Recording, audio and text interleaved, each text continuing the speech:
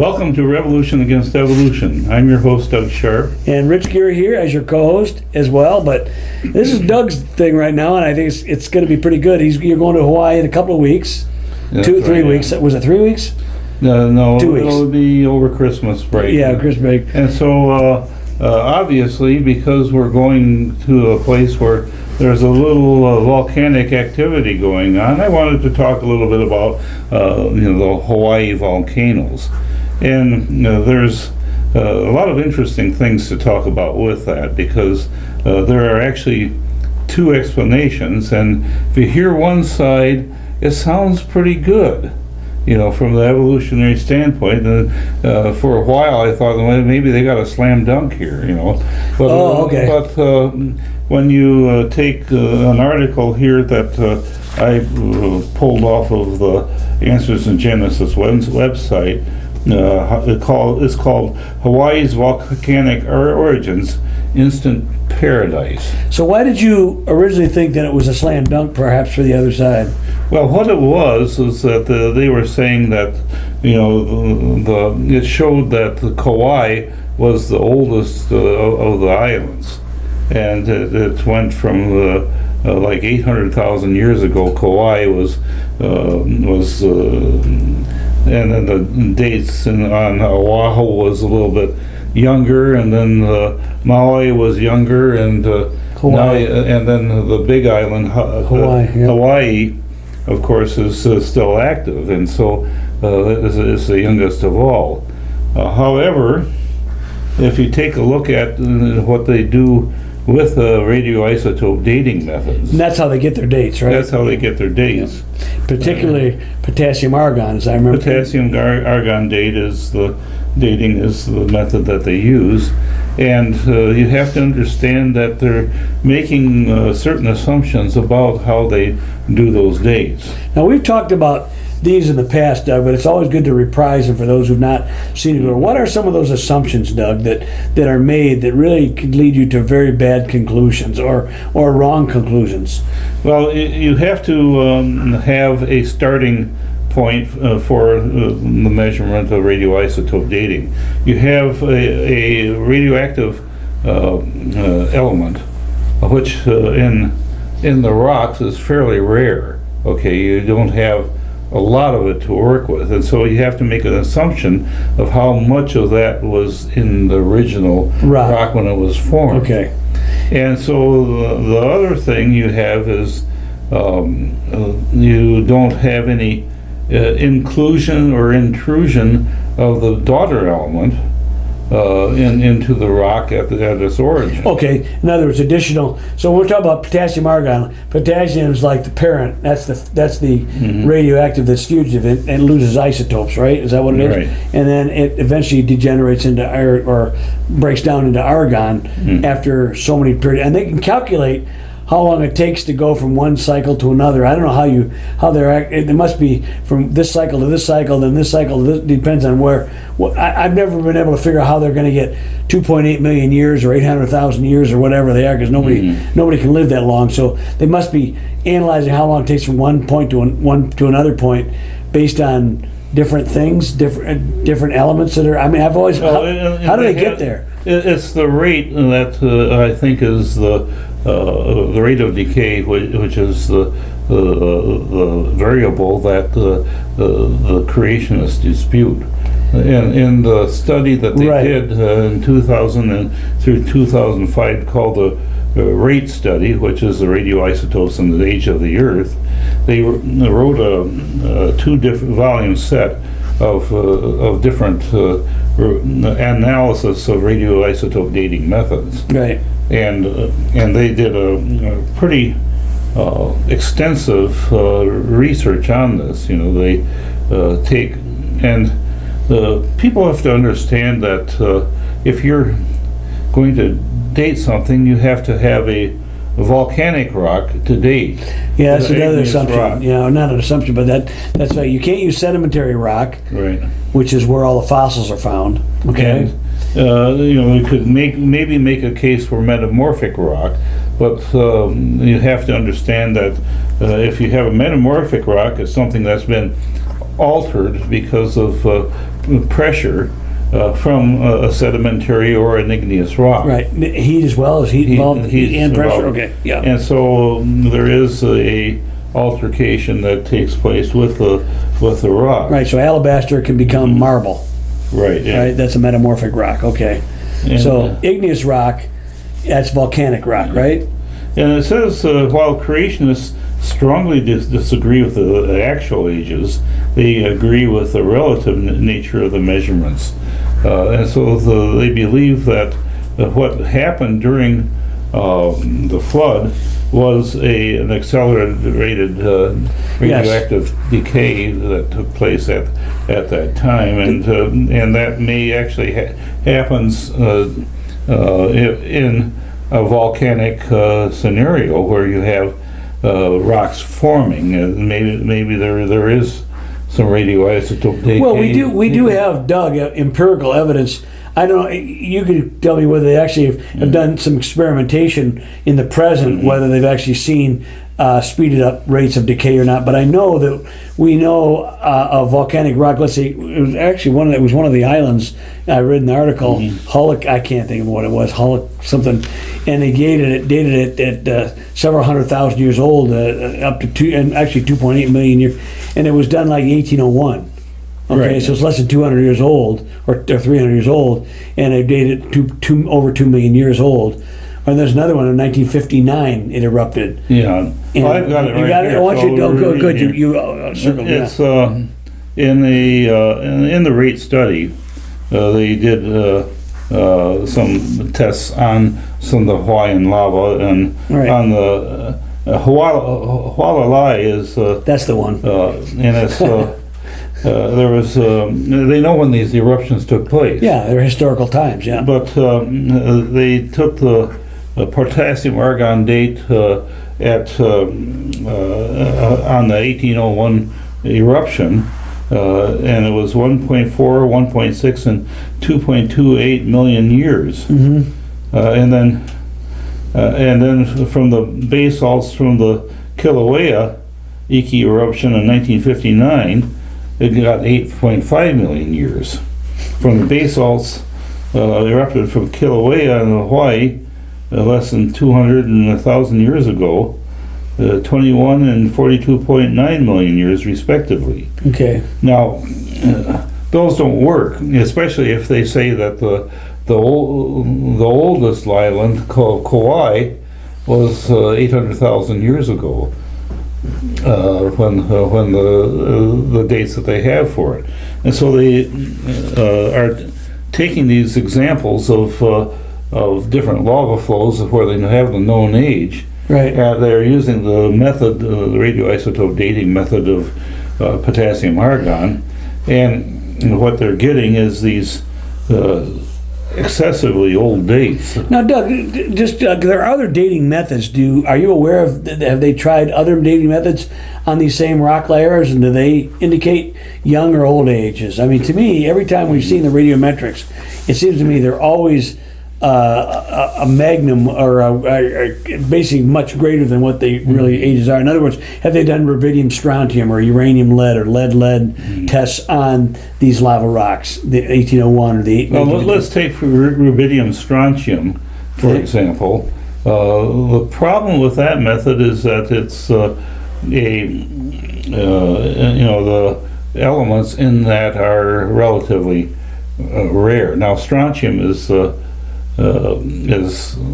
not that rare, but rubidium is pretty rare, and so the quantities of that are going to be skewed anyway, based upon what the original composition of the rock is. Right.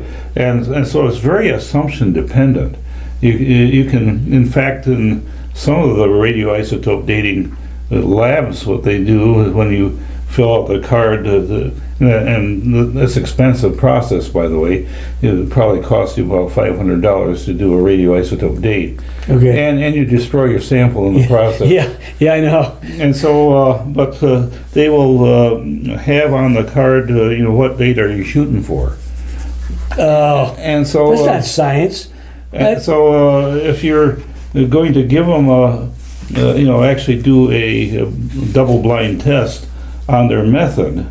First of all, they're going to probably catch a wind of what you're trying to do and refuse to do the date for you. Or yeah, that's why you run into this kind of stuff. These are the dirty little secrets. It's a funny thing, Doug. We're going to spend a lot of time, and we will, because that's one of the big bugaboos for creationists has been the radiometric dating. And even though we have gone in this show, a lot of shows where we talked about everything from carbon 14 to unfossilized dinosaurs to hemoglobin in dinosaur blood to all kinds of stuff that indicate ice age stuff that indicates everything's young. Okay, so the evidence for a long age is very minimal, and of course, again, for those who have not watched the show or not seen, why is long age, short age important? It's because the text of the script, we're unabashedly creationist, young Earth creationists. We think the biblical text indicates, based on the chronology, a world not much more than 6,000 years old. Okay, so how are you going to get 65 million years old for the destruction of the dinosaurs, and 100,000 years old for the ice ages, and all these mega things? But they need that time because no one has ever seen macroevolution ever happen. And it's an effective apologetic against Christianity to always say millions of years, because they know it's going to discredit the authority of the Word of God. Absolutely. And so the thing about it is that you don't need to feel ashamed if you don't believe the world is millions of years old or 4.6. The long agers didn't believe in that either, Doug. And originally, what was it? What they think the world was maybe less than 1 million years old? Back when Cuvier was writing, back in Lyell, not Lyell, but who's the guy in the 1700s? Hutton, yeah, and we're not talking about E.F. Hutton, the financial guy. We're talking about this. He's a guy. He first proposed long ages, and they continually updated. In fact, Doug, before radiometric dating ever caught around, I got a book called The Devonian Controversy, written in 1809. They had already things arranged in the order of the strata, Doug, before radiometric dating ever came. All they did was plug in radiometric dating with their own preconceived notions and assumptions, and that's where you're coming up with dates like you are. And so if you all you have to do is manipulate those assumptions up at the top, and you can get whatever date that you want. And so it's taking what you want to prove and use it as evidence for your. That's the ultimate tautology, Doug. Yeah, it's a thing where this is what I want. This is what you're going to get. I mean, and you can prove whatever you want doing that kind of stuff. But anyway, so Hawaii is interesting, Doug, because why? Well, you have a string of islands, and it looks like there's a migration of a hotspot. Now we have a assumption in the creation. It's actually fairly well established in the creation movement that there's catastrophic plate tectonics going on. Correct. Yes. And so this island chain actually fits in very well with the idea that the continents moved very rapidly, and these Pacific plates moved very rapidly. And we have a little map here that shows that the hot spot started up by the Aleutian chain. There's up there by Alaska. Up by Alaska. And there's a chain of seamounts and little islands up there that start with Detroit and then Suiko and Nintoko and Koku and Kakui. There will not be a test on this afterward. Yeah, and they have these different seamount names, and then there's a chain of little islands that go down through Midway Island, and then you have Necker Island.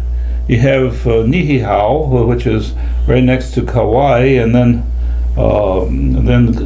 Kauai is the first of the hot spots in the Hawaiian Island chain, and the islands in Hawaii shows where the plate movement slowed down. Isn't that interesting? Why is that significant? Well, because that's really what happened when the continents moved, was that you have all these volcanic upheaval taking place when the continents moved rapidly. But now we have a hot spot in the big island of Hawaii, and that is actually the largest mountain in the world. Yeah, that one's blowing up now, isn't it? Isn't that active right now? Yeah, is that the one? it is. Yeah. It's about a week and a half ago. It started erupting at the Mauna Loa, and You gonna go check that? You gonna check that out, Doug?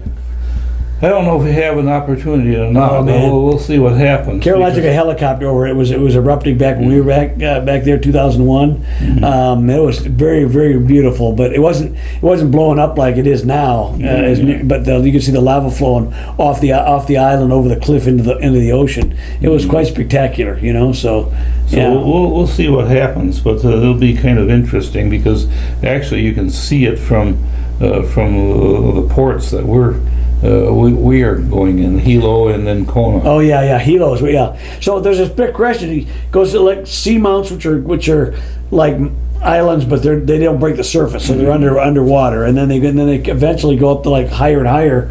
As it seemed like the mountains get higher and higher as they get young, as the islands get formed, which are younger. So Doug, what's the scenario about ages? What would the dates be? We're talking about probably post flood.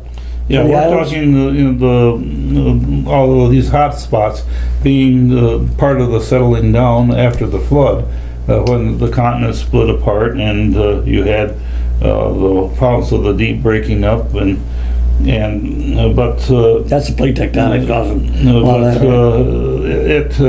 it fits in with the creationist scenario very well. Very well, yep. And so it's possible that you can take an evolutionary explanation, make it sound good, but we also have a similar explanation for it under a young Earth scenario using the catastrophic plate tectonics model. Right, and it is based on our biblical worldview and truth in lending, but the reality is it fits the evidence that we see from postal. So you talk about Hawaii probably being formed less than 4,400 years ago or 40,000 years ago, right?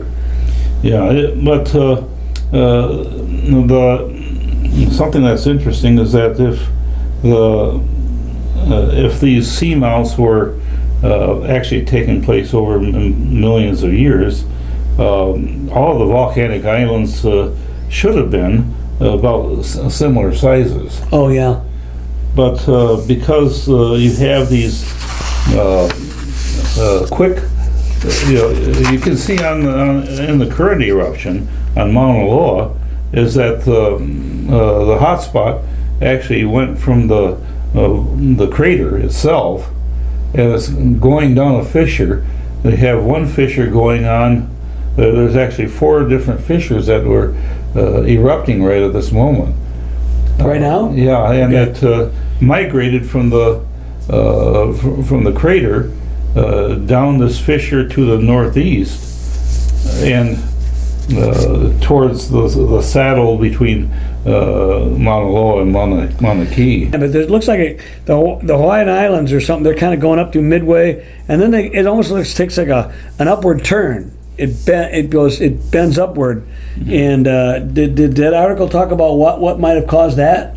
Well, it's part of the plate movement. Is that what it is? The plate movement. The plate is moving in sort of like a circular pattern, and then you have there's another plate where the Aleutian Islands are, and then Japan is on another plate. Yes, right. And there's the Marianas Islands, which is another plate that has volcanic activity. These all moving at during the flood time. They were moving very quickly, right? Right. And so we're not talking about continental drift here. We're talking about continental sprint. And you have a pop here, and then it moves rapidly down this way. It's like what's happening right now on the Big Island is that the whole eruptions are moving down a whole line. So there's a lot of plate tectonic movement post-flood even then. Is that Oh what yeah, and it's still happening Yeah. to a small. But it's slowed down quite a bit. It's not really moving at the pace it was during the time of the flood and slightly after the flood as well. Yeah, okay, that makes sense. I was just curious because I was looking at the map here and it's like it's going one way and then it just shoots up like this and up to the Alaska, the Aleutian Island there. So anyway, so you're going to see. Do you know what islands you're going to see when you're there? We're going to the first. We'll land in Oahu, where in Honolulu is. Yeah, that's the yeah. You know, we have a overnight there, and then we go to Maui, and we're going to take the road to Hana. The road to Hana is on the north side of the island of Maui, and it's this 2-lane road going over. I think there's like 52 one-lane bridges that you go on. Okay, It's a very lush part of the island. You know, it's a part of the island where it rises up from the ocean, and you have a lot of waterfalls and a lot of. Have you been there before, Doug? I've been there before. Okay, all right. There's actually a spot called the Garden of Eden. Oh. Which is pretty nice. It's and we, if you see my book, No Worries in Heaven, we've got some photographs from the Garden of Eden, from the Garden of Eden? Okay. on that book. But it's really one of the highlights of our trip there was to stop at that place because you can, it's just a beautiful garden area that they with all the tropical plants. And you're going to see the Grand Canyon to the east? The Grand Canyon is west of the Pacific, yeah. We will be going from Maui to the Big Island, to Kona, to Hilo first, and then to Kona. Yep. And then we'll be going from there to Kauai. That's the pretty one. Yeah. That's the Garden Island. Oh, that's beautiful. And the Napali Coast and the Waimea Canyon are the highlights of that trip. Yeah. And I think it was Mark Twain that visited there that called it the Grand Canyon of the Pacific. Does it? Okay. It's something. I still remember the time we were driving on the bus and there was some woman, she was complaining all the way up because it was raining and raining. Well, they get over 100 inches of rain a year on that. Oh yeah. But it was I go. There's 40 feet of rain a year. It's like, why are you yelling at the bus drivers? What can he do about it? And I said, we're gonna get up there and if it's all rainy, well, it's all raining.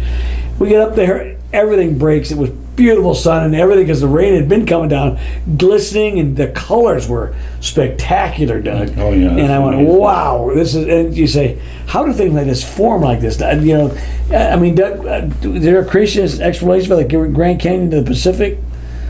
Well, obviously, what you have there is a lava flow, and actually, the fact that you get 40 feet of rain. Yeah. But none of the other islands get that much rain, do they? Well, they do. Maui gets rain quite a bit on the north part of the island, but if you're in the rain shadow of the big mountain there, it's almost desert. And in fact, the other side. Okay. There's a little island just off of there called Kaho'olaui. Is that accessible by average people, or can only natives be? Well, it's a desert island. It's in the rain shadow of Haleakala. Oh, really? Oh, that yeah. And it was something that the Navy would use for target practice, and so there's probably unexploded ordnance on that island. Wow. But it's not a hospitable place, actually. It's well, Doug, when you go there, give me a couple stamps from the national parks there. Okay. If you go to them. If you don't, it's okay. Yep. That'll be an interesting thing to do. Yeah. I collect national parks. I love it's one thing I think the government does pretty well is run the national park system. Mm-hmm. So and I have this little passport book, so I always like that. But okay, well, all right. And we're part of the state park system too. Yep. With the DNR. So. Yep, we are. So that's something that is something that I think our government does pretty well. But this article says this: creation geologists do not dispute that plate tectonics has occurred. However, they believe substantial evidence confirms that it occurred catastrophically during the flood. Furthermore, as the flood was waning, the plate motions decelerated from tens of feet or meters per second to the current snail's pace of only an inch or two mere centimeters per year. Wow. Any movement of the hot spot would also have ceased, while catastrophic outpourings of lavas from the hot spots rapidly decreased. The hot spot is now over Hawaii, over the Big Island. Big right now. Island, Yeah, yep. okay. The hot spot is rapidly going up, and you know it's accompanied by earthquakes. You know, when you have the magma coming up in the volcano, it's moving. It'll move some rocks and create an earthquake, and that's what happened last Sunday when they started detecting that it was going to erupt. Oh, they knew it again, yeah. And so it was kind of a amazing event that's going on right now. You gotta be careful. You gotta. I remember we went on there and it was erupting. You had to sometimes make sure you didn't inhale fumes because they can be very, very, very noxious, very toxic. Yeah, they call it VOG, Yeah. volcano fog. Volcano fog, yeah. But we took a helicopter and flew up over it and looked down on it. It was pretty cool. It was quite impressive. I mean, you don't want to get too close to volcanoes. That magma is hot, you know. But but to see it falling in the ocean at night was spectacular. Yeah, So, from the vent right now, it actually is moving in a river pretty rapidly yep. as it flows down the mountain. But as it's approaching the saddle, which is the part between the two mountains, it's starting to slow down and spread out. And so when it gets towards the edge of where it's slowing down, it's forming a different kind of rock. The long stringy rock is called pahoihoi. Pahoihoi, okay. Pahoihoi, I think that's how it's pronounced. All right. But at the end of the where it's stopping, it's forming clinker-like lava called How about uh-oh?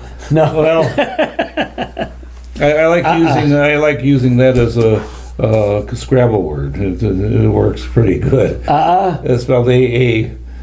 Oh, AA? Yeah. Yeah, that's because when the Hawaiians step on it with their bare feet, they go, ah! Yeah, that's what it sounds like to me, yeah. All right, so the volcano, it's all one chain, goes from Hawaii all the way up to the Aleutian Islands, right? Yeah, it goes all the way up to the Aleutian And it goes from high mountain, the Hawaii, down to the seamounts, which are under the water. Right. But then it comes above ground. Is that a different plate up there by the Aleutian Islands? It is. Okay. Now, there is a seamount forming next to the big island called Lohi. Really? It's underwater. Okay. And so there is some activity going on under there. Would that be something of a new island formed in Hawaii? Because what they're finding out is that when the lava is being formed, it's capturing argon in it. Oh. And so it That would give you it gives you an old date. It gives you an old date. And so that's something that if you it makes them read older. And so I think that's a thing that you have to understand is that this is not an exact science. There's a lot of assumptions that go into it. There's something that you really need to understand that you can't really trust it as science. Absolutely, yeah. We'll see you next time on Revolution Against Evolution.